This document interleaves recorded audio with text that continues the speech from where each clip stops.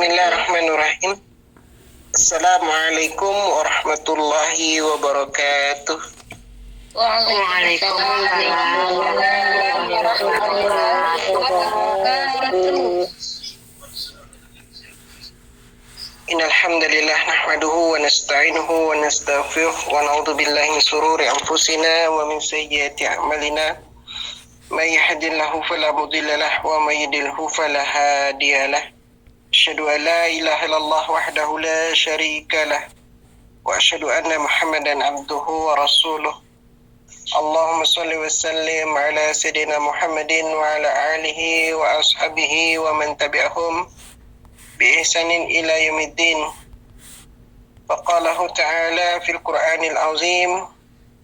A'udzu billahi minasyaitonir rajim. Bismillahirrahmanirrahim.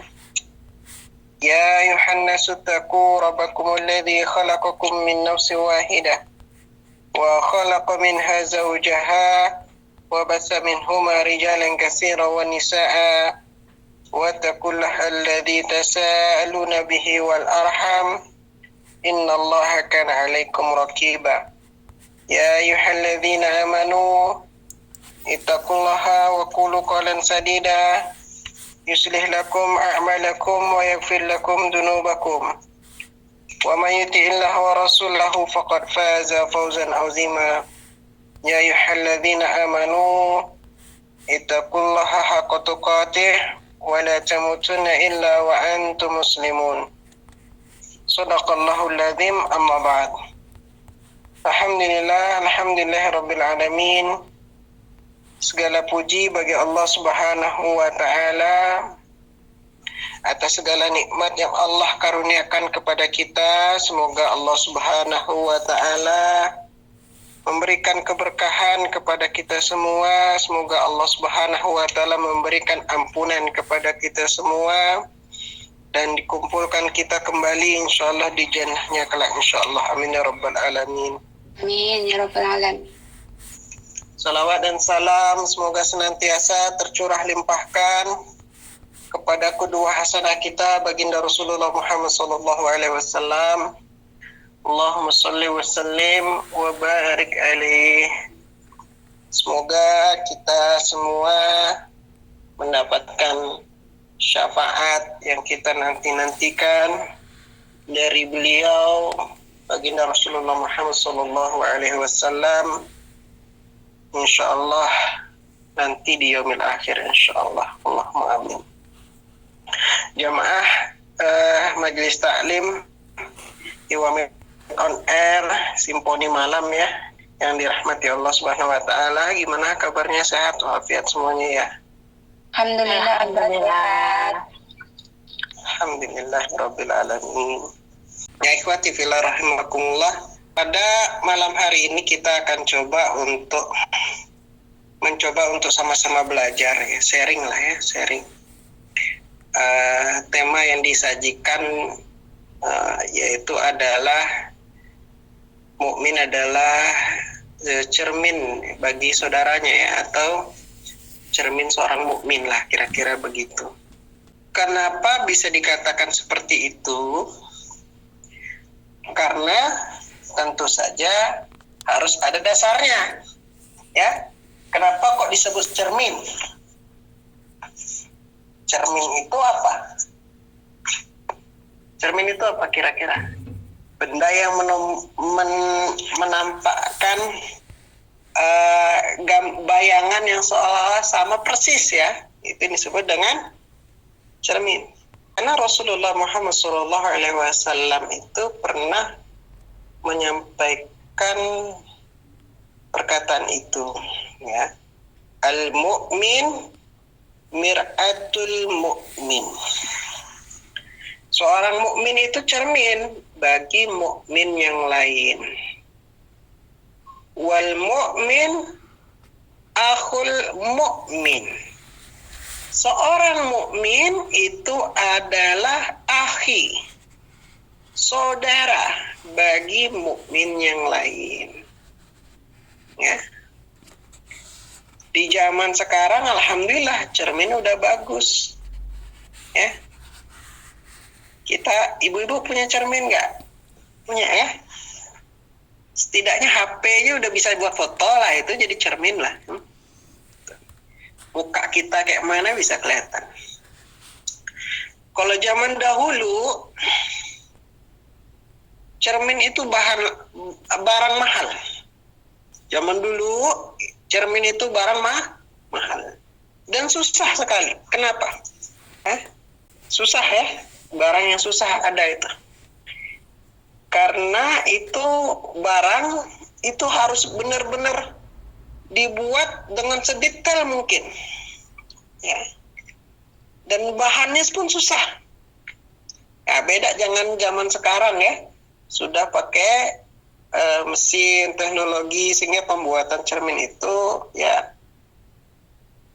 udah panjang prosesnya sehingga mudah-mudah saja. Zaman dulu itu barang yang sangat mahal. Ya. Orang kalau mau bercermin, mau lihat mukanya itu kayak mana sih? Zaman dulu kayak mana kira-kira? Kira-kira, ayo ada yang tahu nggak? Mau lihat mukaku ini kayak mana sih? Secantik apa sih? Kalau kita bisa ngeliat muka orang lain ya kan? Kita bisa nggak ngeliat muka kita sendiri jemaah? Pertanyaan yang sepele. Kita bisa nggak lihat muka kita sendiri? Saya sama sekali tanpa cermin nggak bisa ngeliat muka saya sendiri. Ya. Ngacanya di air. Nah, ya. Ngacanya di air. Air yang tidak ada percikannya ya, Bu ya. Jadi air yang tenang ya. Air yang tenang. Ya, tenang betul. Baru kita bisa ngelihat, oh muka saya itu kayak gini. Ya. Tapi kalau ada percikan, berubah itu. Ya. Oh, cantik. Oh, ada jerawatnya, kelihatan. Ya. Sehingga itulah cermin. Alat untuk memantulkan gambar. Bisa bagus. Ya. Ada cermin cekung, cermin cembung kok zaman sekarang itu. Ya. Jadi kelihatan. Kalau kita mau make up, mau dandan, mau ibu-ibu kalau malam pakai apa biasanya? Biasanya pakai apa kalau malam itu? Masker, Ustadz. Masker ya, saya produk Korea. Tahulah ya ibu-ibu yang memanjakan diri kalau sudah siangnya kerja, malamnya memanjakan diri ya. Manjakan dirinya ya biasa pakai masker, ya lotion. Kadang kalau udah habis pengajian masih ada tuh acara biasanya, ya. Tahulah saya apa nonton drama Korea biasanya. Ada yang kayak gitu, ada ya. PST aja itu, tahu masalah ya. Ya itu healing lah ya, healingnya biasanya ibu-ibu. Jadi kelihatan pakai cermin itu kelihatan. Oh, ada kotoran dikit, maka cermin itu akan memantulkan gambar yang kalau ada kelihatan kotorannya sesuai dengan kenyataan ya. Jadi baik yang cerminan itu orangnya itu suka ataupun tidak kelihatan ya. Jadi bukan berarti kemudian saya nggak suka nih, saya pengennya nggak ada kotoran sehingga tapi mukanya penuh kotoran, ada kotoran. Bisa nggak? Kemudian di cermin kelihatan nggak ada kotoran? Enggak kan? Dia akan menampilkan sesuai dengan kondisi muka kita. Ya.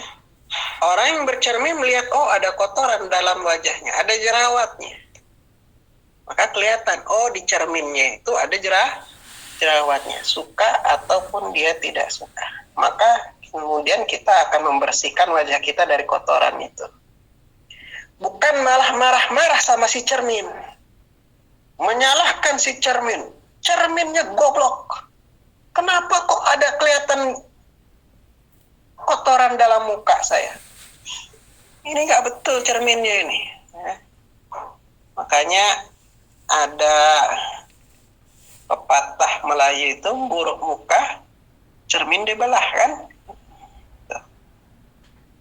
Itulah cermin fisik ya, menampakkan yang ada.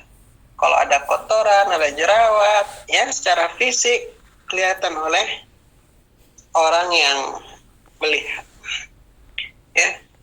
Tapi ada kotoran pada diri manusia yang tidak bisa dicermin fisik itu.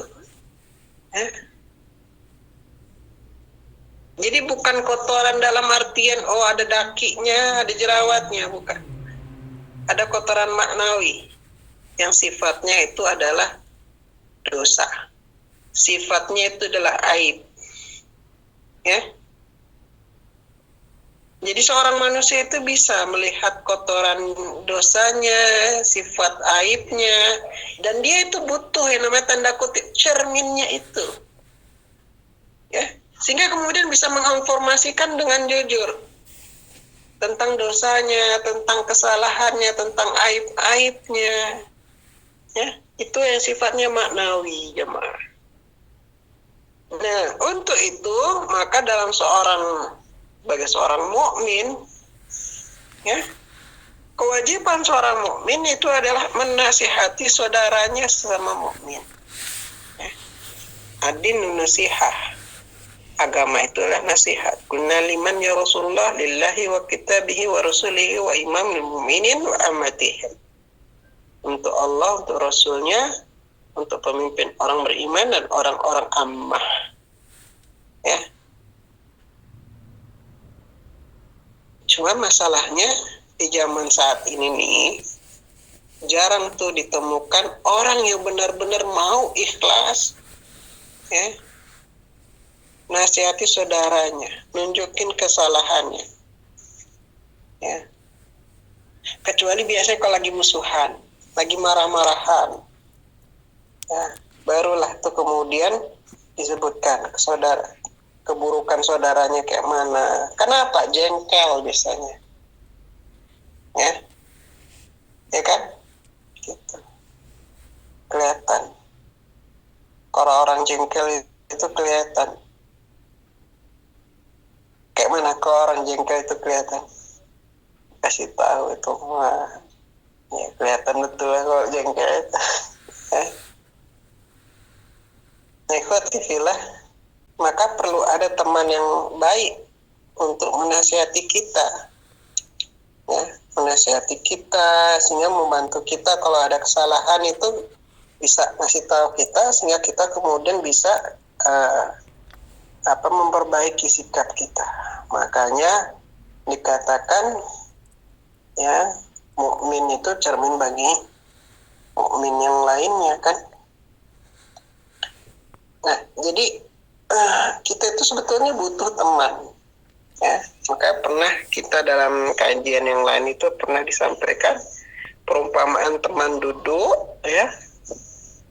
Teman duduk itu adalah seperti teman yang baik, seperti seorang penjual minyak wangi, ya. Dia akan memberikan wanginya, ya. Sedangkan teman yang buruk seperti seorang pandai besi, ya. Dia akan memberikan bau asapnya atau percikan apinya. Ya. Nah, jadi kita itu sebetulnya butuh teman yang sama-sama muslim, mukmin, ya, yang mau menasihati kita tapi dengan ikhlas. Artinya gini jemaah, enggak basa-basi, enggak membenarkan apa yang kita perbuat. Ikhlas itu kayak gitu. Ikhlas itu enggak pakai basa-basi dan enggak bohong. Ya. Misalnya gini, kita melakukan salah, dibenerin sama dia, itu salah itu. Ya. Justru itu yang menjerumuskan. Ya, misalnya apa ya? Misalnya kita ngomongin orang, kemudian kita seolah-olah melakukan pembenaran yang gue lakuin itu betul apa enggak sih? Misalnya nanya ke temannya, udah betul itu, udah betul. Ya, nggak usah ditemenin aja dia itu. Misalnya kayak gitu ya. Pembenaran yang seperti itu membenarkan Padahal sebetulnya nggak boleh kayak gitu. Misalnya ada yang teman kayak gitu, ada.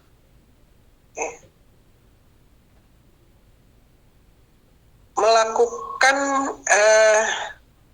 pembenaran, tindak tanduk kita semua dibenerin. Nah, itu tidak bagus juga. Ya. Perilaku kita semuanya dibenerin sama teman, itu tidak boleh. Ya. Supaya pertemanannya baik, misalnya alasannya kayak gitu, enggak. Ya, justru sikap yang kayak gitu itu sikap yang berbahaya, membenarkan semuanya. Sebagai seorang teman yang baik, muslim itu bagaimana? Kalau benar, kita support, kita benarkan, tapi kalau salah, jangan dibenarkan. Itu yang betul. Ya. Paham ya? Jadi kita itu harus menempatkan nama istilah ukhuwah Islamiyah itu dengan benar. Justru jangan sampai kemudian kita mensalah artikan konsep ukhuwah Islamiyah ya dengan cara yang salah misalnya. Ikhwati fillah rahimakumullah. Nah, ukhuwah Islamiyah itu kayak mana? Saling menasihati, saling menginginkan kebaikan, ya, saling mengingatkan untuk menghindari keburukan. Nah, itu kayak gitu, model kayak gitu. Nah, itu model cermin. Makanya dikatakan seorang mukmin itu cermin bagi mukmin yang lainnya, ya, supaya apa? Kita bisa melihat kesalahan kita sendiri. Ya, supaya kita bisa melihat kesalahan kita sendiri. Caranya ada orang yang nasihatin, oh ada salahnya nih di sini. Tuh. Walaupun dengan cara yang ahsan, ya, bukan dengan cara yang vulgar, ya, gitu. Dengan cara yang ditarik dulu sebentar. Gitu. Contoh yang gimana? Ada misalnya kejadian saya gitu. Ada yang jadi imam sholat zuhur, sholat asar, ya masih muda lah, kebetulan di kampus. Tapi cepat ya. Kalau kita itu baru baca Bismillah waladhdallin, udah sujud, udah ruku terus, ya. Jadi kita baru subhana rabbiyal, baru itu belum sampai subhana rabbiyal a'la, udah langsung belum 3 kali, cepat betul berarti. Nah, kerasa. Jadi yang lain juga mungkin kayak terburu-buru. Harusnya, karena sebagai seorang makmum kita harus mengikuti irama imam kan. Kalau sholat harus kayak gitu. Tapi ya saya rasa ini ada yang nggak betul kayak gini. Ya, ada yang nggak betul. Kalau kita itu sayang sama orang kayak gini, kita benarkan apa kita biarkan? Enggak kan? Karena ada kesalahan. Kesalahannya adalah sholatnya terburu-buru. Ya, kalau dia jadi imam kayak gitu terus, kasihan makmum. Ya. Maka seorang mukmin yang baik itu harusnya bagaimana? Tidak di depan umum. Dek, sholatnya jangan buru-buru kayak gitu, nggak boleh. Jangan. Bukan kayak gitu caranya. Harus ada caranya yang tepat. Ya, bagaimana caranya? Ya, minta izin. Dek, bisa minta izin ngobrol sebentar nggak di belakang? Gitu. Udah selesai urusan, minta izin. Ya, mohon maaf, tuh, ya. Tadi saya sholatnya di belakang. Ya, saya sama mungkin ya jamaah yang lain itu kayak sholatnya buru-buru banget. Kalau sebaiknya kalau sholatnya itu ya beri tumanina pelan-pelan, bacanya pelan jalan, walaupun suratnya pendek ya, tapi kasih kesempatan pelan gitu.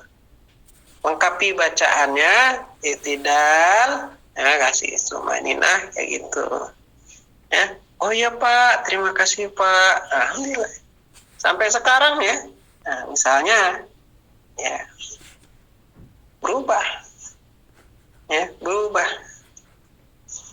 Jadi sholatnya itu enggak kayak gitu lagi. Ya. Nah, ini artinya dia kan nggak tahu kalau kayak gitu itu salah. Ya. Nggak tahu kan.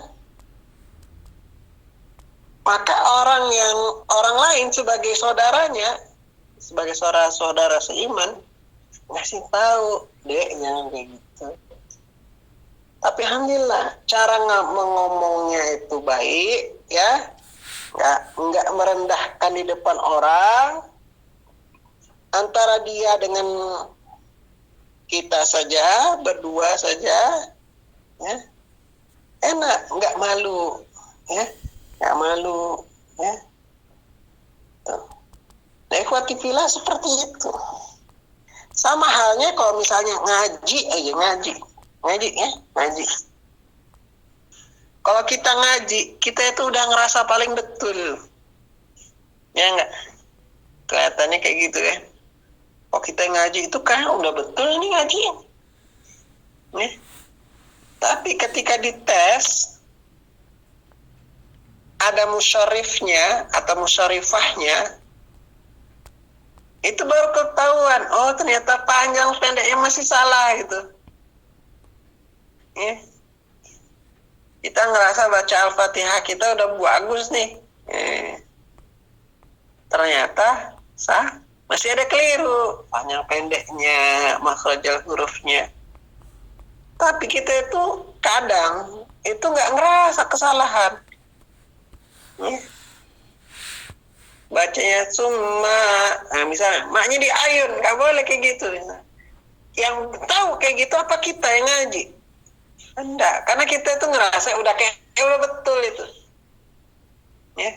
Maka orang lain yang melihat kita atau menjadi surat musarifahnya, ngasih tahu, oh jangan kayak gitu, pendek. Nah. Karena kita itu kadang nggak bisa melihat diri kita sendiri, nggak bisa mengukur nilai kita sendiri. Yang bisa mengukur nilai kita sendiri itu orang lain. Ya. Nah inilah maksudnya adalah mukmin mir'atul mukmin, ya. Seorang mukmin itu cermin kaca bagi mukmin yang lain. Tujuannya itu untuk apa? Karena kita itu sayang sama saudara kita, karena itu kita cinta sama saudara kita. Kita itu nggak pengen saudara kita itu, ya, teman kita sama mukmin itu kemudian salah terus, kan kayak gitu. Ya. Jadi ketika kita itu melihat ada kesalahan pada diri saudara kita, ya kita itu memandangnya dengan pandangan kasih sayang. Kasih tahu itu dengan kasih sayang. Contoh misalnya, ada misalnya yang biasa terjadi di Taiwan itu biasanya masalah makanan atau hubungan lah. Karena banyak kan masih ada saudara-saudara teman-teman kita yang masih ngasal aja makan. Ya enggak? Ya? Masih ada banyak tuh ngasal makan. Tanda kita itu sayang sama saudara kita bagaimana? Mas, ini ayam burung darahnya nggak halal. Bagusnya sih jangan dijual. Jangan dibeli, jangan dijual. Tapi Pak, banyak yang mau. Ya, kan masih banyak yang lain. Ya kan? Cobalah cari yang halal. Ayam halal. Daging nggak usah dijual, nggak usah masuk dalam menu. Kayak gitu. Ya, bagi penjual. Itu saya dulu proaktif untuk ngomong kayak gitu kepada penjual itu. Kalau perlu kita kasih tahu nih linknya, Ibu, Mbak, nih link provider halal. Nah, kasih, jangan pelit-pelit. Oh ini pelit-pelitnya sih informasi, karena informasi dalam bisnis itu kan sangat berharga ya. Enggak, jangan, malah kita share, bagi. Ini kalau provider halal belinya ke sini, nanti diantar pakai mobil, ya. Dia pabriknya ada di sini. Kasih tahu. Ya. Itu luar biasa itu. Masih tahu kepada mungkin rivalnya kita, rival dalam bisnis, informasi bisnis yang berharga itu, karena kita tuh sayang sama saudara kita. Mbak, kalau mau beli sapi yang halal nih di sini, kambing yang halal itu di sini. Providernya mungkin beda-beda. Ya. Itu karena kita itu sayang sama saudara kita, supaya nggak terjerumus dalam keburukan. Ya. Nah, sama dalam hal apapun, misalnya hubungan, ya, kita ngelihat ada saudara kita yang kemudian misalnya masih pacaran lah, bilang kalau kita sayang sama saudara kita supaya saudara kita itu nggak ingin terjerumus kepada keburukan, ya, kepada maksiat, sampein, udahlah, jangan kayak gitu, hubungannya jangan kayak gitu. Kalau mau ya wis nikah, kalau enggak ya sudah, gak usah terlalu lengket betul. Ini bahaya negeri orang. Kalau suka sama suka ya wis lah nikah. Soal bukan sama istri orang lain ya, parah juga itu. Ya. Ya. Jadi ikhwati fillah, ketika kita itu melihat ada keburukan, ada maksiat, kita itu tidak boleh diam. Ya. Tapi segera untuk menyampaikan, menasihati empat mata, dan mengingatkannya pun dengan lembut, dengan hikmah, tidak kasar, supaya apa? Saudara kita ini mudah menerima menasihat, ya, supaya segera memperbaiki. Kayak gitu caranya, ya. Empat mata, lembut. Ya. Nabi Musa, Nabi Harun diperintahkan Allah Subhanahu wa taala untuk mendakwahi mendakwahi si Firaun, ya. Qaulan layyinan, dengan kata-kata yang lembah lembut. Ya, semoga dia takut, kata Allah. Dengan kalimat yang qaulan layyinan, kata-kata yang lembut. Seberapa buruknya teman kita, lebih buruk kan dari Firaun? Enggak. Seberapa mulianya kita, lebih mulia kan dari Nabi Musa dan Nabi Harun? Enggak, sama sekali enggak. Ya. Tapi kita kayak gitu, menyampaikan kepada saudara kita, sama-sama muslim. Mungkin ada aibnya, kita tutupi aibnya, jangan diumbar, kemudian kita berikan nasihat. Itu karena kasih sayang itu lillahi ta'ala. Karena kan kita tidak ingin masuk surga sendiri kan, kita itu pengen masuk surga bareng-bareng. Ya. Paham ya? Nah, jadi kalau sebaiknya seorang muslim itu ya melihat saudaranya, ya dinasihati, diberikan sokongan, ya, disemangati, dikuatkan keimanan, ditolong, ya, supaya mudah dalam menjalankan kebaikan. Ya, Allah alam bisawab. Ada yang ingin ditanyakan kira-kira? Ya, bismillahirrahmanirrahim. Assalamualaikum warahmatullahi wabarakatuh. Saya Aisyah dari kelompok Melati. Ingin menanyakan Ustadz gini, ini dari teman saya ya. Teman saya itu sudah bersuami, di mana sang suami ini sedang berseteru dengan ibunya, jadi ibu kandung dari suami, jadi mertua ya. Nah, karena perseteruan tersebut ya dengan ibu kandungnya sendiri. Nah, karena perseteruan tersebut, suami itu melarang istrinya untuk bertandang, untuk berkunjung, untuk menjenguk ibunya. Nah, jadi sang istri tidak boleh ke rumah mertuanya, ibu mertuanya. Tapi secara diam-diam, sang istri ini datang menjenguk ibu mertuanya tanpa sepengetahuan suami, dimana kalau suami lagi kerja dia ya cari-cari kesempatan lah untuk bertandang ke ibu mertuanya. Nah, yang dipertanyakan itu apakah cara begini ini diperbolehkan, karena dimana sang suami kan sudah melarang gitu loh Ustadz. Oke, atas jawabannya terima kasih Ustadz. Wassalamualaikum warahmatullahi wabarakatuh. Ya, di dalam aturan syariat, ya, maka Allah Subhanahu wa Ta'ala memerintahkan setiap pemimpin, ya, termasuk itu adalah pemimpin dalam rumah tangga, ya, itu adalah untuk ditaati, ya. Allah Subhanahu wa Ta'ala firmankan di dalam surat An-Nisa, ya, An-Nisa surat keempat ayat 59, ya, An-Nisa 59.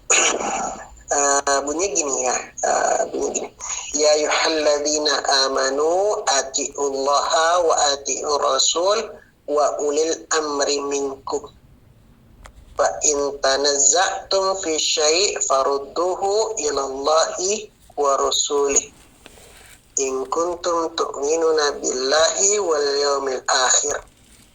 Ya. Wahai orang-orang beriman, ya, coba perhatikan baik-baik. Wahai orang-orang beriman, panggilannya kasih sayang hanya kepada yang beriman. Hanya yang beriman yang merasa terpanggil. Perhatikan baik-baik.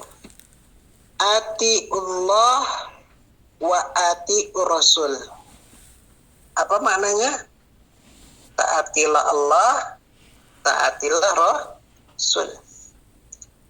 Wa ulil amri minkum, dan ulil amri di antara kalian. Ya. Dalam level keluarga, ulil amrinya siapa? Level keluarga, Suami ya. Ar-rijalu qawwamuna 'alan nisa, qiyam, ya, qawam. Ya, suami itu adalah pemimpin bagi istri, ya, bagi keluarganya. Bima fadallahu ba'duhum wa ba'd wa bima anfaqu min amwalihim, karena Allah telah melebihkan sebagian kekuatan dari sebagian yang lain. Laki-laki punya kekuatan yang lebih dibandingkan perempuan normalnya, dan karena kewajiban yaitu memberikan nafkah, sebagian nafkah kepada istrinya. Nah, tapi perhatikan An-Nisa 59 itu jemaah, ya, kepada ulil amri, ya, kita level keluarga, maka di sini suami. Atiullah wa atiur rasul. Ada kata atiu. Ada kan kata atiu? Taati. Taatilah Allah, taati Rasul. Itu suatu hal yang mutlak. Mau nggak mau harus ikut. Atiullah, ati Rasul. Tapi dalam kalimat ada nggak wa atiu ulil amri min? Ya, tapi yang ada apa? Wa ulil amri minkum. Ada tidak kata atiunya? Tidak ada. Tidak ada kata atiu ulil amri. Loh, apa ini maksudnya? Ya, maksudnya apa, Ustaz? Maksudnya ketaatan kepada ulil amri itu adalah ketaatan yang bersyarat. Paham ya? Ketaatan bersyarat, kita wajib mentaati ulil amri kalau syaratnya terpenuhi, yaitu adalah si ulil amri taat kepada Allah dan Rasul. Paham nggak sampai sini? Kalau si ulil amri, misalnya pemimpin dalam skala rumah tangga, yaitu suami, yaitu kemudian tidak taat kepada Allah dan Rasul, perintahnya itu, maka tidak ada kewajiban untuk mentaati perintah itu. Maksudnya gitu. Ya. Kalau perintah itu penuh dosa, boleh nggak kita laksanakan? nggak boleh. Lagi kekurangan uang misalnya, Dek, kita ini lagi kekurangan uang, udahlah kamu open BO aja. Ya, tahu open BO? Halo? Misalnya, ini saya istilah baru dapat juga nih di Indonesia. Booking. Pulangnya lontek aja, nanti uangnya di-sharing ke kita. Nah, ada nggak yang kayak gitu? Kenyataannya ada loh. Ada nggak jamaah? Ada. Suami yang menjual istrinya sendiri. Itu ketemu di Indonesia. Lihat berita di Instagram. Ya, suami menjual istrinya sendiri. Nah, keluar di detik.com, keluar di mana? Sekarang kan berita-berita kan website ya, saya lihat. Ada yang kayak gitu. Ya. Menjual istrinya sendiri supaya dapat uang untuk memenuhi kebutuhan rumah tangga. Ya. Pertanyaannya, perintahnya benar apa salah? Suami ya Nurul? Betul atau salah? Salah. Salah total itu. Ya. Sama halnya. Perintah bermaksiat durhaka kepada orang tua. Jangan kamu temuin ibu kita. Mau ibu kamu atau ibu saya misalnya gitu. Ya. Tadi kasusnya ibunya sendiri padahal. Entah ada masalah apa, mungkin masalah warisan lah. Jangan temuin. Pertanyaannya, itu perintah itu betul apa enggak betul itu? Hah? Ya betul kan? Enggak betul, Abah. Enggak betul. Tadi tidak boleh ada ketaatan dalam perintah selama perintah itu mengandung dosa maksiat. Ya, enggak boleh ada ketaatan. Maka kita enggak boleh mentaati perintah itu. Enggak boleh. Sekalipun dia ulil amri, dia dalam rumah tangga, ya, suami. Karena kan wajib suami itu ditaati. Tapi perintahnya tidak betul, maka tidak boleh mentaati perintah itu. Kalau perintahnya misalnya, Dek, udah waktu sholat asar, dah sholatlah sekarang. Bagus nggak perintahnya? Bagus kan? Bagus, Abah. Kalau perintah itu bagus, betul. Kita dipenuhi. Tapi kalau perintahnya nggak boleh datang ke rumah orang tua, kita masih diam-diaman, nggak boleh. Kadang ada orang yang kayak gitu, ya. Ketika disuruh kopi sholat, sepertinya alim betul. Tapi hubungan sama keluarganya sendiri bermasalah, itu ada yang kayak gitu. Dek, jangan lupa sholat. Tapi sama orang tuanya sendiri nggak diperhatiin. Ada nggak? Ada. Ya, ada yang kayak gitu. Nah, dalam kan tadi ya, satu perintahnya itu betul. Misalnya tadi udah masuk asar, dah sholatlah kita, sholat. Itu perintah betul. Tapi tidak ketika perintah yang lain, padahal suami istri yang sama ya, perintah yang lain, ya nggak boleh ketemu sama ibu, kita masih punya masalah, ya, itu perintah yang tidak betul.